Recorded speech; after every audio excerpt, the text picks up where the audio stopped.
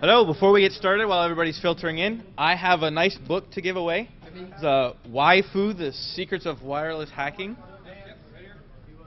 I'm going to do a contest for giving away this. For those of you that have internet access, the first person that can call out the last RFC number to be released, get a copy of the book. The last RFC number. No, they're all wrong. Keep going. The last RFC number. RFCeditor.org has a search by ID.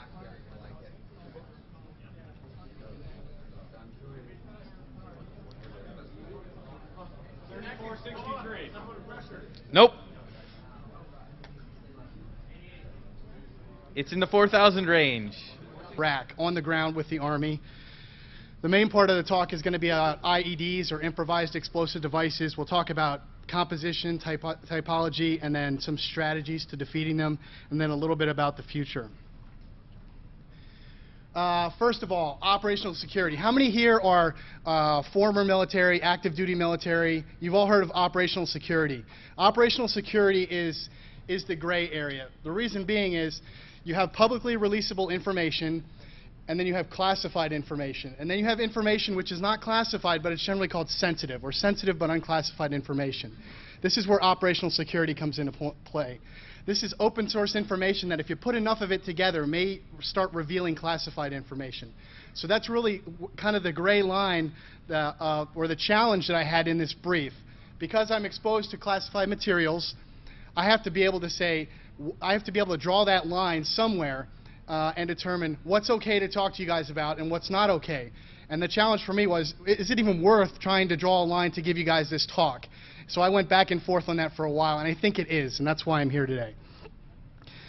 The challenge for me is for you to walk out of here after 50 minutes and say, wow, that was really cool. And at the same time, this presentation gets posted on the ShmooCon website or somewhere, and some insurgent in Iraq downloads it and wastes their time because there's nothing good in it for them. So that's the challenge for me, for you to walk out here and say, that was really cool, but I don't want to give away any information, you know, because I was with those guys over there. I don't want people getting hurt based on what I'm talking about. I'm not going to talk about it specifically in the brief. Please somebody remind me to talk about a little bit about military blogs, because that really falls into this OPSEC category as well. Okay, here's the necessary disclaimers. This presentation's unclassified. You're going to ask me a question, and I'm going to say, sorry, I can't talk about it. I'm sorry. You guys are hackers. You're going to come up with good questions that I can't answer. I'll try to answer them as best as I can. Nothing in this presentation is classified. It's not for official use only. It doesn't contain information recording ongoing incidents. It's nothing protected by the Privacy Act. This is all stuff I have to say. These DoD directives. The first one is clearance of DoD information for public release. It basically says if the DoD releases it in a press release, I can talk about it. Isn't that great? The second one is 5400.7 is the DoD Freedom of Information Act. That means I can talk about it if the DoD is likely to release it to you as Freedom of Information Act. The last one is standards of conduct. This has to do with me not working on the presentation while I'm working on work computers and stuff like that. So I did it all at home. Here's my background. I'm active duty Navy lieutenant. I've got 8 years, a little over 8 years of experience. I'm a qualified EA-6B Prowler electronic countermeasures officer, so I do electronic warfare. That's my specialty. I'm a licensed amateur radio operator, N3WI. I'm one of the administrators, Church of Wi-Fi forums, and if you're a regular on DEF CON or NetStombler forums, you'll see me there. I'm on there quite a bit. Also, if you go to YouTube, type in ShmooCon, the first one that comes up, ShmooCon War Driver, that's the video. I made that video based on some of my video in Iraq. This is what I used to do. That's EA-6B Prowler, VAQ-139. I jam enemy radars and enemy communications. I did this in 2003 in the beginning of Operation Iraqi Freedom.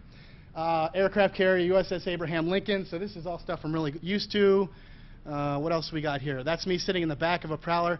If you get in a military jet and there's something that's black and yellow, don't ever touch it. Okay? That's the ejection handle. That will, you know. Did you find this out the hard way? No. And that's one of our jets going off the front end of an aircraft carrier. 0 to 135 miles an hour in about 2 seconds. It's really cool. Now, this is what I did in the last year. Okay, you've seen that photo of Saddam shooting off with a suit and a fedora, and he shoots off the shotgun. He's standing in front of the crowd. That's where I'm standing up here. This is in the parade grounds in Baghdad. This is a convoy that I was with. We got stopped on a possible IED. We were there for like 3 hours and in about 130-degree heat. That was really fun. Fortunately, this was not me, but this is a video of a screenshot from an IED going off. And then last, okay, I did go to the pool twice at the U.S. Embassy in Baghdad, so it's actually very nice. Okay, why is the Navy in Iraq? You know, I was trained to fly airplanes, so what am I doing in Iraq? Well, the first is the threat from improvised explosive devices. If you go to MNFI homepage, which is like the official U.S. Army in Iraq homepage, it says the majority of insurgent attacks come from IEDs. It says that most of our casualties are from IEDs. Most of our soldiers are getting killed. The numbers vary. 65 to 70% of our casualties come from IEDs. So that's the major threat. Snipers, yes. Other stuff like that. Suicide bombers, yes. But it's mostly IEDs. So that's right off off an official government homepage. That's what they're saying about that. So second thing is that the Army asked for help. This is a letter from General Schearer, who was one of the generals in charge in Iraq in the Army, to this Chief of Naval Operations, Admiral Mullen, and they basically said, hey, you guys got a lot of electronic warfare experience. We really don't have any. We could use your guys over here for help. So that's what they did. This happened about a year and a half ago. The Army said, we really need your help until we can train our own guys to do this, because this is something I already do. So they asked for help, and they sent us.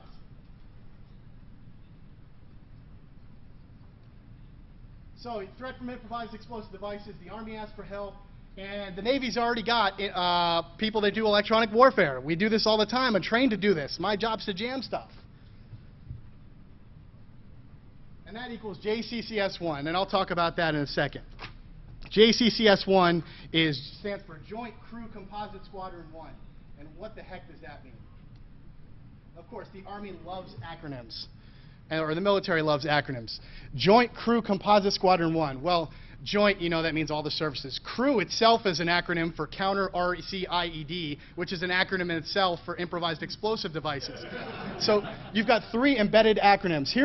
This is the mission statement from our homepage.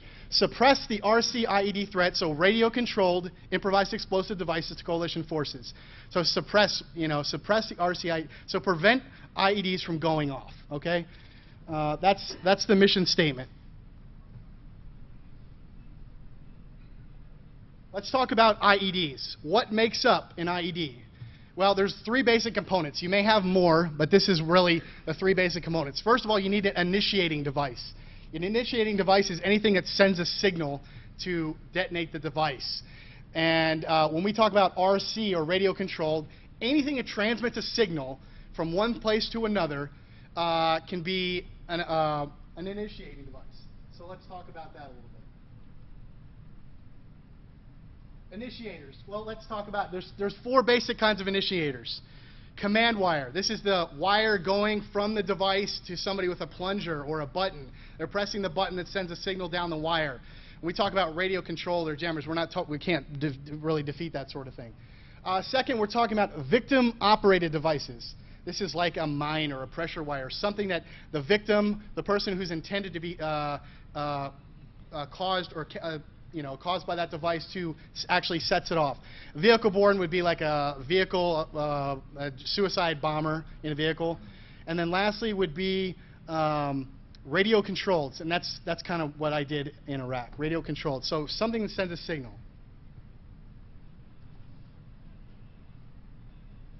Here's good examples of devices that send signals out. A key fob, like the one you got in your pocket. Motorola talk-about radios. Long-range cordless telephones, not really prevalent in the United States because of power restrictions by the FCC, but very common in Europe and the Middle East. Just like the phone in your house, except that you can talk 30, 40, 50 miles with it. And then a cell phone. And that's kind of where we'll talk about the most. Secondly, you need a detonator. Something to send, the initiator receives a signal, detonator is kind of sets off the explosive charge. So what kind of detonators do we have? Well, det cord. It's very common. If you're involved in the construction business, you've seen this thing. Second picture up there is a bunch of fuses. On the bottom left-hand corner, you've got blasting caps, and then some more det cord. So these are devices that receive a signal from an initiator and actually set off the explosive chain.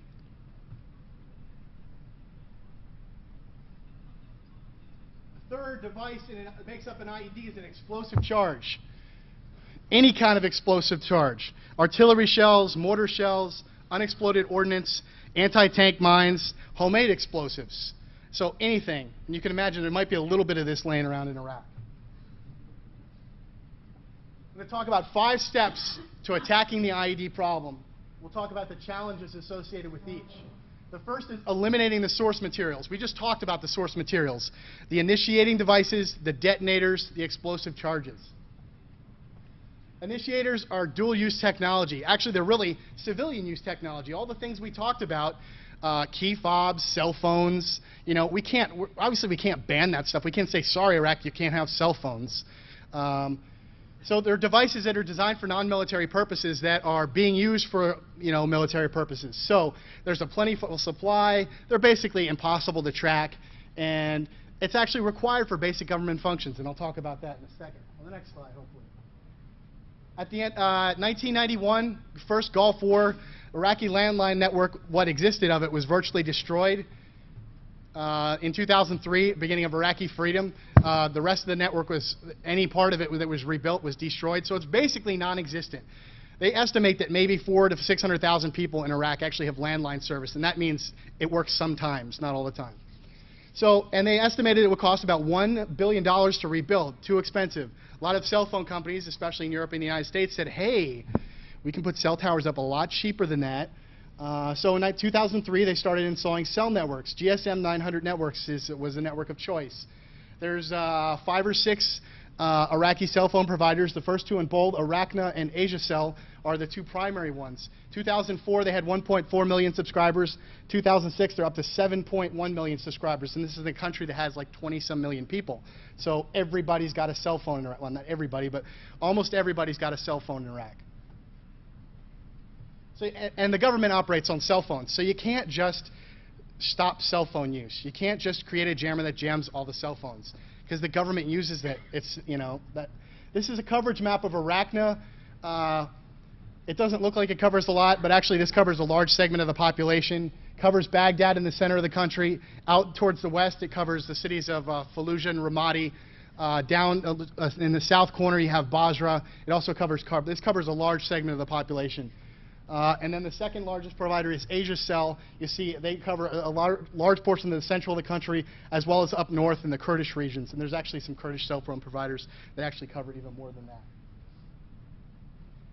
Our second form of a source material is detonators. Well, when you're rebuilding a country, construction all going on all over the country, explosives and detonators are, you know, again, it's a dual-use technology. There's legitimate reasons for people to have det cord, blasting caps, you know, in reconstruction efforts. So you've got legitimate uses for it. And of course, now they're being exploited for use to set off IEDs. Plentiful supply, and again, another thing that's virtually impossible to track. I mean, it's not something you put serial numbers on and track. They're starting to do some tracking of explosives with RFIDs, but it's just not there yet. Lastly is the explosive charges. Well, there's huge caches of unused ordnance left over from the Iran-Iraq War, 1990 to 88, and from the first Gulf War. Artillery shells, mortar shells, unexploded ordnance. And all you ever heard in 2003 was WMDs, weapons of mass destruction, whether they're there or not. I'm not going to go in. This is not a political presentation about the war. I don't care if you're for or against it. But the focus was on weapons of mass destruction and also major conventional weapon systems. The problem with that is that these huge caches of ordnance were virtually ignored now, and to a large part they still are ignored. So again, you have plentiful supply and virtually impossible to track. So we talked about really the 3 major source materials to attack the ID problem, and we can't really attack it at that stage because it's really difficult to touch that. The second stage is eliminating the IED network. And when we talk about the IED network, we're talking about the guys who are getting the supplies, bringing them in, creating a bomb factory, the guys who are actually building the bombs, the guys who are financing the bomb makers, that sort of thing. And I can't go into a lot of detail. According to some press briefings, this is kind of our strategy for eliminating the IED network. We're trying to locate and eliminate the financiers, the backers of the guys who are actually purchasing this equipment. Okay, so that's a reasonable approach. Trying to look for the support structure. You can also see the JATO is a Joint IED Defeat Organization. They're kind of the central repository for the counter-IED fight. Their budget for offensive operations, which they won't say what offensive operations is, grows from 13% to 31%. And then the graph there is just, you see the almost linear increase in the number of tips that are being received, or people actually calling in and saying, hey, my neighbor's got a bomb factory in his house. Trust me, some people will do that. How many of those are actual bomb factories? Some. I don't know the percentage, but some are legitimate. There's two primary means to eliminating the IED network. The first is called CEXC. This is pronounced sexy. Really is, trust me. It stands for Combined Explosives Exploitation Cell. And you know how acronyms, they love to, you read the acronym, what the heck does that mean? Well, I tried to translate it for you. Coalition IED Forensic Investigation and Hardware Hacking Group. So they take IEDs and play around with them and try to figure out how they work, okay? They really are. There's the unofficial name is CSI Baghdad. That's really what they call them. Here's an explanation of what SEXI does. Technical and operational analysis of improvised bombs, develop measures to counter the bombing program. I'm not going to say anything more than that. You guys can kind of guess what else they do. So they're actually in country in Iraq.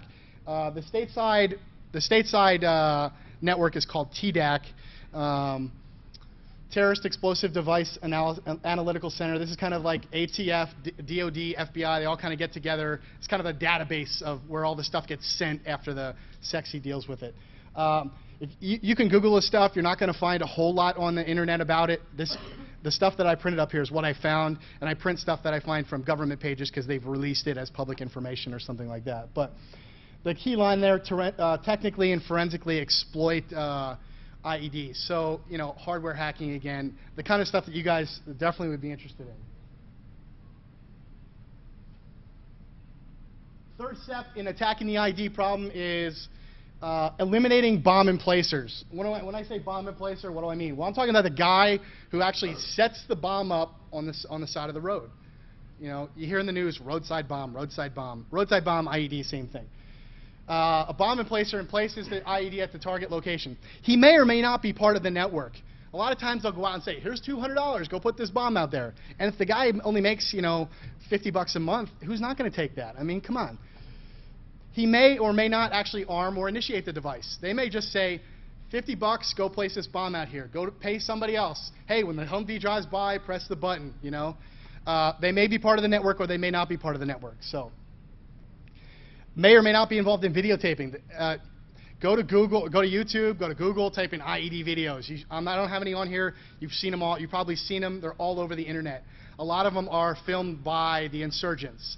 They love posting them on the web because they love seeing Americans die in Iraq. So how do we eliminate bomb emplacers? Well, we already talked about one, tips. You get a phone call, my neighbor's laying out bombs, and some of these do pan out. The second would be community pressure. There is pressure in some communities to rid out the bad elements, okay? If you ask the average Iraqi, do you want the U.S. military here? They'll probably say no. That doesn't mean they hate us. It means that it's their country and they'd rather do it themselves, but they realize they need help. So there is in some communities, you will find pressure to get Al-Qaeda and the other insurgent groups out. And then money. If you can pay, so they can pay them $50 to lay out the bomb, we can pay them money to not lay out the bomb. So, got to use their techniques as well too. The fourth step in attacking the IED problem, preventing detonation. This was my primary job in Iraq. Here's the same quote that I gave you before: suppressing the RC-IED threat to coalition forces. What does this mean? This means we have jammers. They could be airborne, vehicle-mounted, dismounted. Different models, different manufacturers, Different frequencies, different capabilities, and that's all I'm going to say. I wish I could tell you more, but I really can't. That's the limit of, we have jammers. I'm not going to tell you how effective they are, if they work or if they don't work. We have jammers. Okay, that's enough. And again, that's publicly available information. You understand why I can't tell you this stuff? If I told you this jammer works really great, well, now somebody else can develop a counter to that. And I'm not gonna put my fellow soldiers in Iraq in harm's way because of something that I say. So I'm trying to give you as much information as I can without. I want them to download this and waste their time trying to look for good information. Am I giving you stuff that's interesting, though? I hope so. I hope so. The last thing I want to talk about in defeating the ID network is protecting against explosion. You guys hear about this all the time. They don't have enough armor on the Humvees. There's not enough armor, not enough armor. We don't have enough armor. Well, I'm here to tell you it's not just about more armor, okay? The standard armor, there's different types of armor. You have one type that's called high hard steel. You also have something called rolled homogeneous armor. These are different types of steel that react differently to explosives. Some steel is really good for stopping a bullet, but it doesn't do so well against an IED. So if your Humvee is designed with steel to stop a bullet, it's not necessarily going to do so well against an IED. This small video here is a technique called spalling.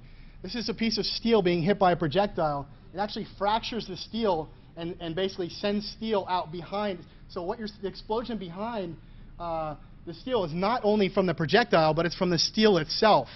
And that's called spalling. Spalling is very dangerous, and this is what causes a lot of casualties in Iraq.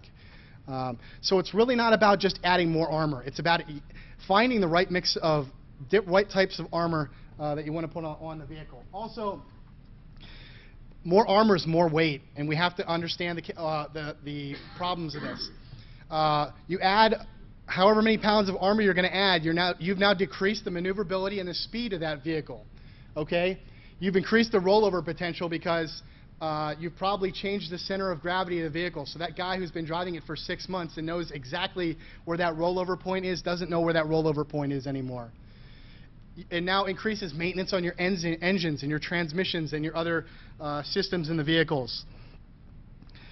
We'll also talk about the shape of a vehicle. Okay, an underbody is the most vulnerable portion of the vehicles, and you can't just put lots and lots and more armor. You'll see now the development of what vehicles with V-shaped hulls that actually deflect the explosion away from the vehicle. This is where you'll see whatever replacement for the Humvee that will eventually come out will be something with a V-shaped hull, something along those lines. The other thing I wanted to talk about with the Humvee, consider limitations of a Humvee. 24-volt DC battery. This is kind of off the line, or 60 amps. And then if you mod it, you can get up higher than that. But think about that. I mean, you can't just put like, a 1,000-watt jammer in a Humvee. You just don't have the power to do it. You've got sirens, you've got lights, you've got spotlights, you've got all sorts of things that are being added to this vehicle. And you have to work within those limitations. So it's not just about putting more stuff on the Humvee. Trust me, there's a lot of stuff on the Humvee.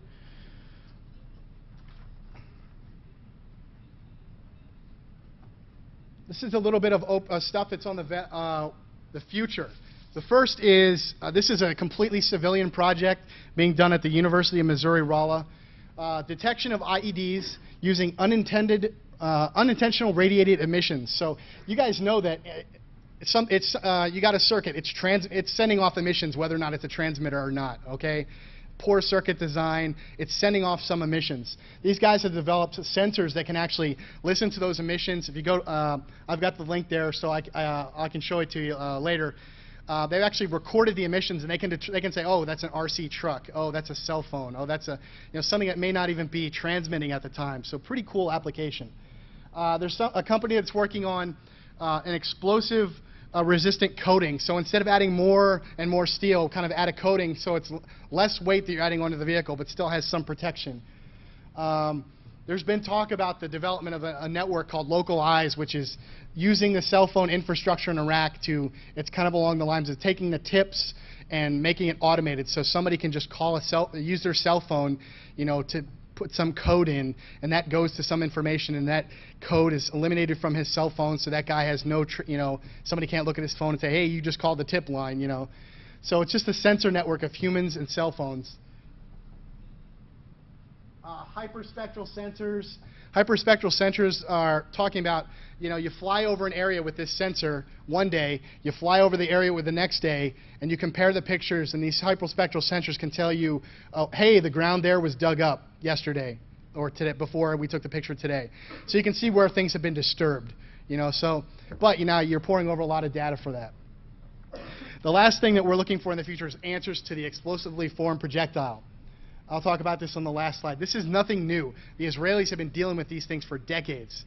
They're generally produced in the Middle East. I won't say who makes them, but there's one group that makes them, and they're really good at it, and they'll sell them to anybody who wants to buy them.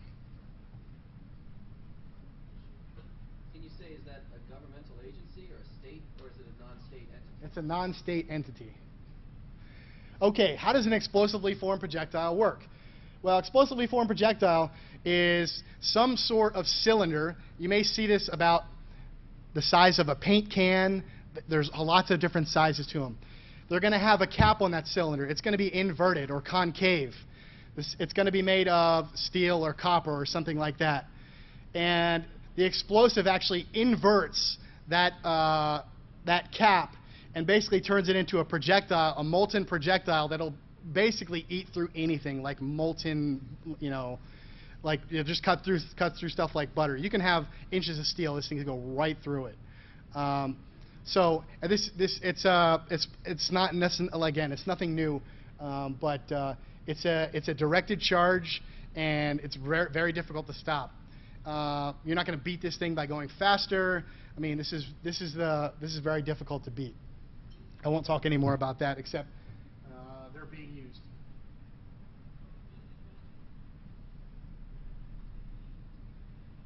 Okay, I'm going to do a few more things here, and then I purposely tried to go a little bit faster because I want to answer as many questions as you can. First of all, acknowledgments. I want to thank the Shmoo Group for allowing me to speak. I know when I submitted this talk, they might have thought, well, it's kind of interesting, it's a little bit different, something that you probably didn't expect to see at a hacker convention. But I think it's something interesting to you guys, and I hope it was. Secondly, Church of Wi-Fi, a group of which I'm happy to be helping advance a lot of stuff. And then my family, my wife and kids, who are definitely supporting me in all this stuff. A couple see alsos. Please see Renderman or myself. Renderman's up here in the front for our hash tables. We've got 2 sets of them, 7 gigs. We also have a 35 or almost 40 gig one. Pre-computed hash tables for WPA cracking. And also see one of us. If you guys are familiar with the concept of the Lockpick Village, we're going to do something like that called a wireless village at DEF CON. So if you're going to go to DEF CON, you're interested in wireless, please see us about that. It's something that we're really interested in. Questions. I'd be happy to take your questions. Again, I'm sorry if I can't answer it because you guys are going to come up with the really good questions, but I'll answer them as best as I can. So we've got about 15 or so minutes here to answer any of your questions. And it's kind of hard to see, so I'll try. In the back.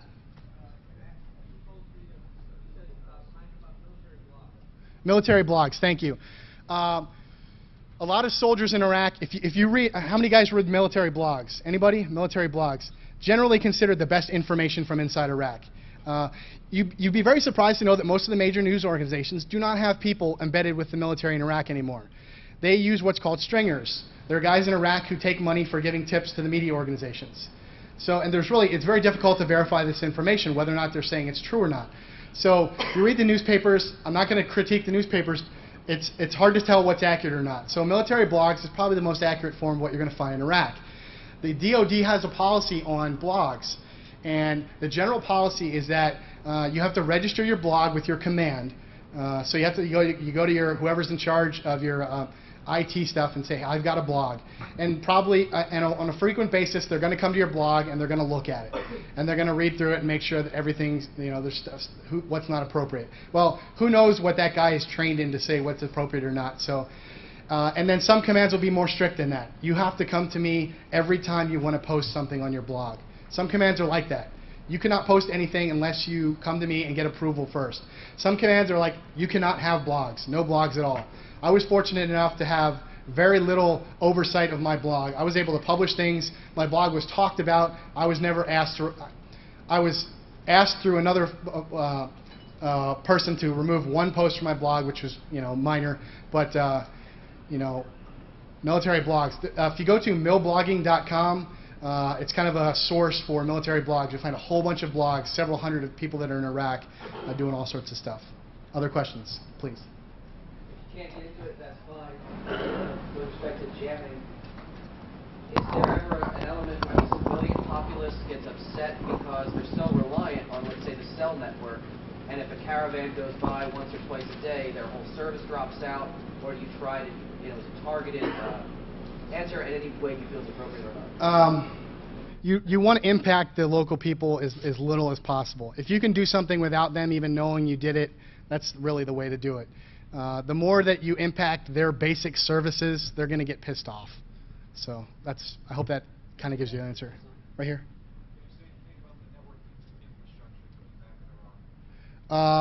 You mean like internet and that sort of thing? Most people in Iraq have houses built out of rock and stone and dirt, and everybody's got a satellite dish. So a lot of internet comes through satellite. I can't speak to numbers, but I would say it's mostly satellite, wireless. I wanted to do some war driving in Iraq. Actually, if you see my video, I did war driving in Iraq. But it's kind of difficult to put something outside of a Humvee, and but yeah, I can't speak to that. A lot of it's wireless and satellite and that sort of thing. Do you think that you could save more people if people felt more secure about sending in tips? How anonymous do they feel like they really are when they send in tips? It depends. It depends on the community. Some communities are very infiltrated by insurgents, and those people will not. 1 week you talk to them, and the next week you come back and they won't say a word, and so you can already tell what's going on. They definitely fear the insurgents. So it's just a matter of where you're at in the country. Is the insurgents have a stronghold in that community, or are they just not there? So, and that goes back to the ethnic makeup or the religious makeup of the community, whether it's Sunni or Shia or Kurd. I'm just wondering if you can speak to the complexity of a lot of these devices. Like what is the like? Most of us here are thinking, these are probably like really complex devices, remote control. Is it mostly just really easy, 2 wires and hit the button, or what's the percentage of complex? Pretty simple stuff. Yeah. Not very advanced. You probably don't need technical degrees to do most of this stuff. There's a wide range, but I would say a lot of stuff is on the lower end, simple stuff. Explosive charge as simple as like a 152 or 155 artillery round, which is about this long and really heavy. Have we thought about, instead of using air assets that are maybe only online for 1 hour a day or 1 hour a week, like putting some sort of external power source on a deuce and a half or even in a Humvee to run these jammers on whatever the highways or roads that people are to the on? extent that we can do that, we do. Okay. Elaborate a little more on trying to outrun them, like what we talked about. Oh, trying to outrun. Yeah. Okay. The question he asked was outrunning IEDs. You've got an 18 or 19-year-old Army guy, just came out of high school. He doesn't know. He probably didn't take physics in high school. So he may believe that if he drives faster, he can outdrive an explosion from an IED. You guys know feet per second of explosives. You're not going to outrun it. It's a matter of doing a little bit of math for them. Say, okay, in the amount of time that this explosion went off till it hit your vehicle, you went 3 centimeters or something like that. So you're not going to outrun it. So that's just taking basic math and giving it to guys that maybe aren't thinking about that sort of thing. Especially if they've done it before and survived, so. Can you talk about how the Israelis have dealt with this problem?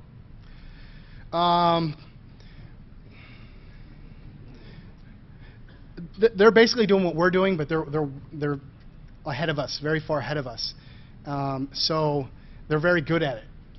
As most of what the Israelis do, they're very good at. So, but they've been dealing what we call an IED or a roadside bomb. They've been dealing with for decades. So they're very good at what they do. I don't know for sure. I think we've taken some of the stuff that they do and applied it to what we do, but they're further down the curve than we are. Are you taking anything from the British? Basically, things that they've cut it for Yes. 50 years? The British also face the same thing in Northern Ireland, so we've taken from their experiences too, yes. On the floor? Can you speak more about civilian research efforts? You mentioned the University of Missouri. Is that common? There are a lot of civilian. A lot of the civilian or a lot of the organizations that are research laboratories that are associated with the military are doing a lot of advanced research on counter IEDs. And you will find some of this civilian stuff.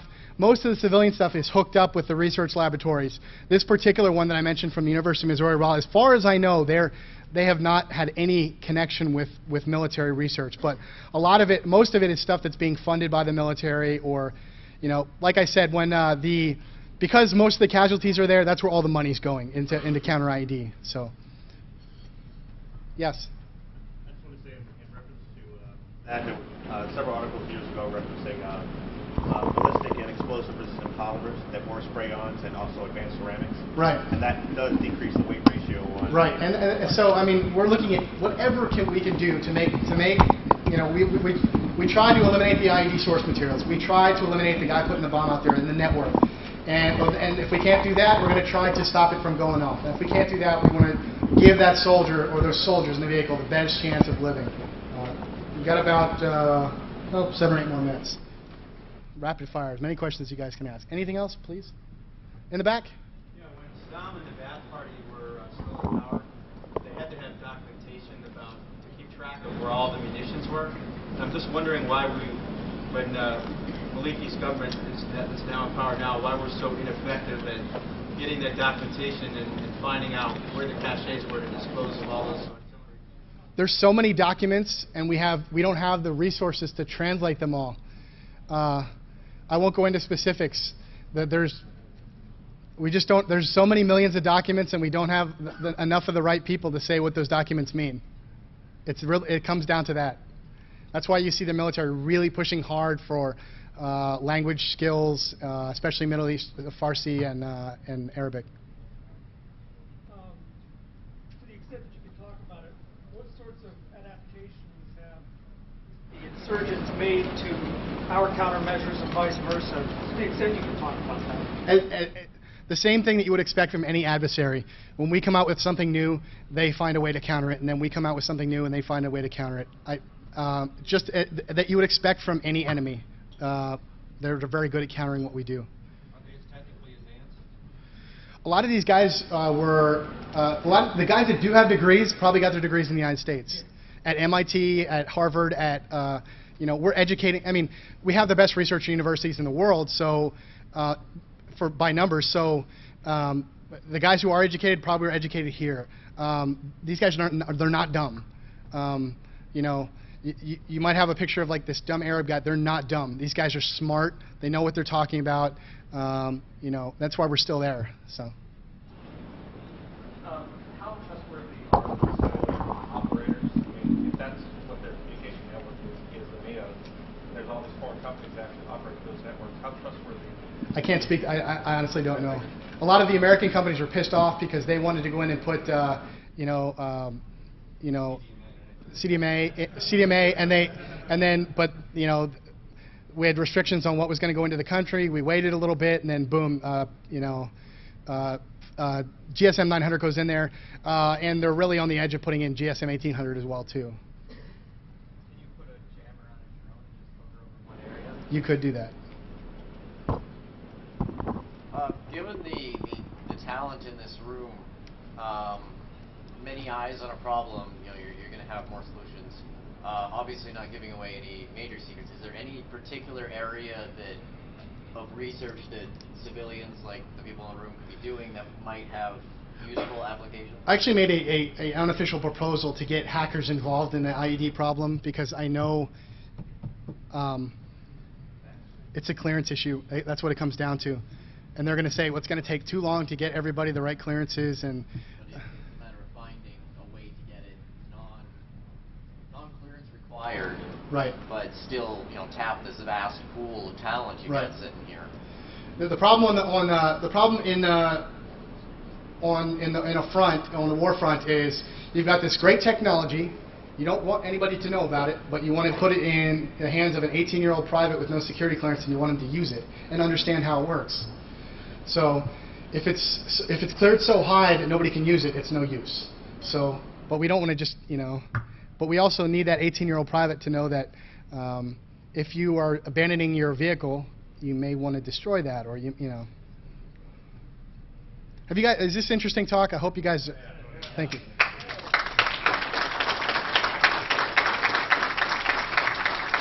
We got about 5 more minutes. Go ahead. What other kinds of detection?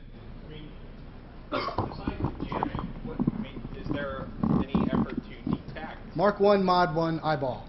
Best way to detect an IED. It really is. It really is. The best way to detect an IED is to see it. That just comes with experience. Driving the same roads every day and saying, that wasn't there yesterday. That piece of trash was not there yesterday. And that's really what it comes down to. Microwave technology is being used. The hyperspectral stuff is being used. But really, the eyeball is the #1 way to detect IEDs. It really is. When you detect something like that, do you guys always call in the bomb squad to take care of it? Are there some Depends. you just shoot at and they blow up? No, don't shoot at IEDs. From afar, you see a piece of trash and you just blast. Some people, some Iraqis will shoot at IEDs. Okay, that's their EOD, is to blow it up. It depends on the mission. The mission that I was involved in was detainee operations, and moving prisoners, escorting prisoners, doing all that kind of stuff. And oftentimes we couldn't stop. If we saw an IED, even if it didn't go off or it did go off, we had to keep going. So it depends on the mission. There are guys who are out there just to look for IEDs, and they're going to stop for everything that looks like an IED. So it depends on the mission. Everybody has the mission of finding IEDs, but whether or not you're going to actually stop and then when we stop on something that's an IED, obviously, I'm not EOD trained. I don't know how to detonate that thing. So that's when you call in EOD, and they're going to come and probably use robots, because who cares if you blow up a robot, For hackers contributing ideas, could the military establish a website where they could make public the information of how the insurgents are doing the IEDs, and not so much what you're doing to counter them, and then just accept submissions of? I don't know. ideas? That's kind of where I was trying to go with. I can tell you how an IED is made, because they make them. That's not public. That's not But I don't know. There's a line to be drawn. They've drawn it so far. They don't want people to know, what the insurgents know. So. Is it possible, like with certain organizations, where you establish a line where you can, let's say they present a problem, fairly generic problem, and individuals can email in information that I would hope there would be some way to do that. I mean, that's what when I talked about, I never put it up an official thing. I just made suggestions. Hey, the hacker community would be great to attack this sort of problem. And a lot of times, if you don't have PhD or a certification behind your name, not in this community, but a lot of times in official communities, if you don't have PhD behind your name, or you're not a physicist or a scientist, they're like, whatever. So. Are any of these sort of standoff detection mechanisms, like laser spectroscopy, working? It is being researched, and there's research in that area. What was the question? Laser spectrography. I know a guy that writes code that takes a payload and guides a parachute down to a given location using GPS. Have you ever seen that used in the field? I have not. In the back? There's either a wire or a radio transmission that's detonating a lot of these devices. How often can you detect where that is coming from, or capture someone nearby? To DF it, you mean like to DF the device? Sure. It's just a matter of, I don't think there's a lot of that going on, and I don't think it's just you're getting into how many tasks are you going to give an 18-year-old soldier to do. So, DF is not his primary job. His primary job is to go out and kill people. So, he's a warfighter. In the back. Website, internet. People sitting in a room like we are talking about the opposite. The internet. They have their forums and their websites just like we do. They make. Right. I mean, they do have. They will meet, and when they do meet, hopefully we can drop a bomb on their. But they use the internet probably more than we do. Well, not more than this group, but more than the general public. That's my point. Is that there's a place for us to go. Right. But again, can we? It's a matter of what can we go after, and anything else? I can't see all the way in the back, so if there's, yes, right over here. How many IEDs during a normal day do you find and disable? Can't say. A lot and a lot. Yeah, the question he asked was how many IDs do you find, how many disable, how many go off? A lot and a lot. I can't go into numbers. There's a lot. I'll say that. Any other questions? Thank you for letting me give this presentation. I hope you feel like I hope you feel like in the last 50 minutes you've heard something that, wow, that's really cool, but yeah, he didn't say anything that the enemy could use against our soldiers in Iraq. I don't care if you're for or against the war. That really doesn't matter. This is about, my job was about keeping people alive. I don't have a choice to be there. Those guys don't have a choice to be there. So whether or not you support the war or not, that really doesn't matter. Counter ID, keeping people alive so they can come home to their families. And so, thank you. Thank you.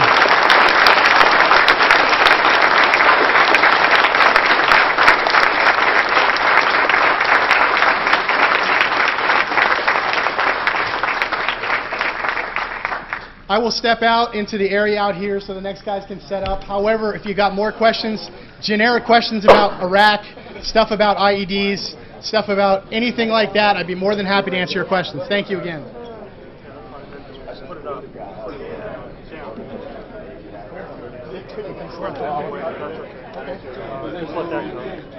And then, somehow I never checked next door and it never got started.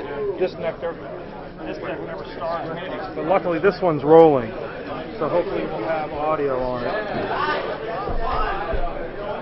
forgot to go in there and check it. But yeah, so normally what I do, even if they're starting, I'll try to go